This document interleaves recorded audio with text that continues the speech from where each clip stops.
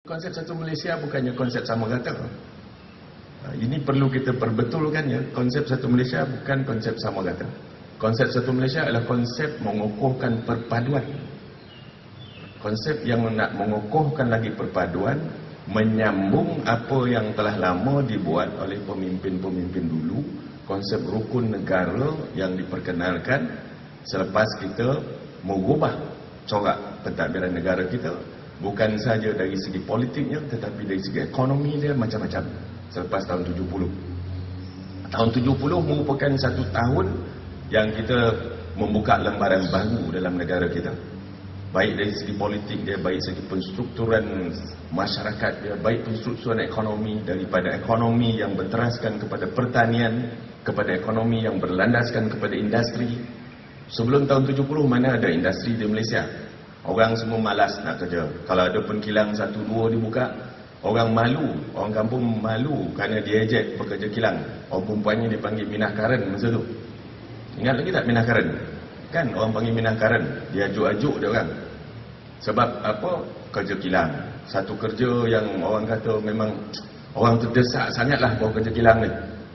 Kalau tidak, kita kerja kampung, kerja kerajaan. Tapi ditransformasikan ekonomi yang berteras, yang bergantung sepenuhnya kepada sumber asli pertanian kepada industri perindustrian ataupun ekonomi perindustrian. Itu. Dan juga diubah suai, dicorakkan semula masyarakat kerana ketidakseimbangan pengagihan kekayaan di dalam masyarakat. Itu dibuat, ditubuhkan, digagaskan rukun negara. Kita selalu kata, dulu kata salam muhibah, salam muhibah, salam muhibah, ingat? Kita sikit-sikit muhibah, minggu muhibah. Untuk didapatkan lagi semua orang dalam Malaysia ini sebagai satu warga negara yang merdeka. Kita mesti ingat supaya kita mesti mengisi kemerdekaan. Itu sebabnya dibuat satu Malaysia. Satu konsep di mana ia mau melihat supaya tahap perpaduan di antara kita sebagai rakyat Malaysia, baik kita orang Melayu, orang Cina, orang India, orang etnik Sabah dan Sarawak dan lain-lain, mesti bersatu, mesti berpadu untuk kita meneruskan kesinambungan kemerdekaan kita. Itu saya bila lihat, saya dengar orang bercakap itu, saya pun kata, banyak yang dah silap konsep, banyak yang dah silap apa. Bila kata satu Malaysia, semua sama, semua satu kata. Mana boleh? Dia tak boleh sebab kita asas kita dah ada dulu. Kita bukannya membuat asas baru, kita cuma menyambung dan juga memperbaharui tekad untuk bersatu, untuk berpadu, untuk kita menggapatkan lagi kita punya masyarakat. Satu Malaysia ini adalah satu gagasan untuk menyambung. Mana boleh? There is no such thing as one size fits all. Tak ada. Dalam dunia ni tak akan dapat buat macam tu.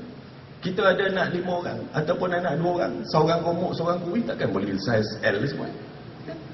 Mestilah boleh yang kurus tu saiz S, yang gemuk tu saiz double L. Dia tak ada.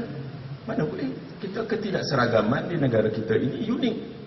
Tidak ada sesuatu yang boleh kita sama rata semua, tak ada. Itu silap. Kalau ini ada dalam kepala kita, kalau ini yang kita ertikan sebagai satu Malaysia, kita silap. Satu Malaysia bukan keselamatan. Satu Malaysia ialah perpaduan. Kita bersatu untuk kita terus menggilap kita punya keamanan. Bila kita dah berpadu, hasilnya ialah, bila rakyat semua berpadu, hasilnya ialah aman. Bila aman, negara sejahtera. Bila negara sejahtera, kerajaan boleh buat pembangunan, buat infrastruktur, buat sekolah, buat universiti, buat pejabat-pejabat, mendirikan apa. Bila aman, negara kita, ekonomi dia akan meningkat. Orang akan datang melabur, orang akan membuka industrinya di negara kita. Apa hasilnya? Banyak peluang-peluang pekerjaan, ekspor kita meningkat. Akhirnya yang mendapat buatnya rakyat ni, sebab kata rakyat diutamakan. How we achieve, how we arrive to make sure this satu Malaysia ni berjaya. Itulah teras-teras yang dibuat oleh kerajaan. Teras-teras yang telah pun saya cakapkan minggu lepas. Dan disokong dengan lompang-lompang yang ada tu 6 KRA, NKRA itu. Kita nak lihat supaya jenayah dikurangkan. Alhamdulillah pihak polis dah kurang 27% kurang. Boleh kurangkan lagi. Sebab bila orang nampak polis, orang takut. Tapi orang tak nampak polis, dia tak takut. Mengayau banyak-banyak tu ni. Bagi polis mengayau ramai-ramai. Pada dia duduk dalam pejabat buat apa? Saya dapati ramai kaki tangan polis yang mengerja-kerja pejabat. Mengapa dia buat kerja pejabat? Biarlah kerja pejabat dia buat lain. Pegawai-pegawai awam. Keselamatan negara dijaga oleh tentera. Selamat. Memerangi rasuah, pelajaran, perkhidmatan pengikutan awam dan lain-lain lagi. Ini yang nak dibuat. Very simple, but jangan salah konsep. Jangan mengabur-gabur. Sebab bila kalau pegawai tinggi pun mengatakan bahawa sama je, dia kata konsep satu Malaysia, konsep satu sama, semua sama. Tak boleh. Dia bukan semua sama. Begitu juga dengan dasar kerajaan. Hadirin yang berhormat, ketua-ketua jabatan, mesti terangkan. Dasar kita menyelaras semula subsidi minyak, bukan menarik subsidi. Orang menghantui, orang menghentam kerajaan, mengatakan kita menarik subsidi. Kita tak tarik subsidi. Kita kurangkan, menyelaraskan. RON 95 dengan RON 97. Sebab apa? Dulu kita buat selaras. Subsidi di Malaysia ini subsidi yang terbuka. Mana ada negara dalam dunia buat subsidi secara terbuka? Kita tujuan kerajaan nak membantu ataupun nak mensubsidi adalah untuk orang yang memerlukan, untuk orang yang susah, untuk orang yang kurang pendapatan. Itu sebab namanya kita bagi bantuan ataupun subsidi. Kita tak subsidi semua orang. Mana boleh subsidi semua orang? Supaya kita sebagai penjawat awam, kita bagi tahu orang bahawa konsep satu Malaysia, konsep perpaduan, untuk kita melihat negara kita terus melonjak ke depan. Nak buat model baru ekonomi. Kita dah terperangkap dalam model ekonomi yang berpendapatan sederhana. Middle income trap tu dah.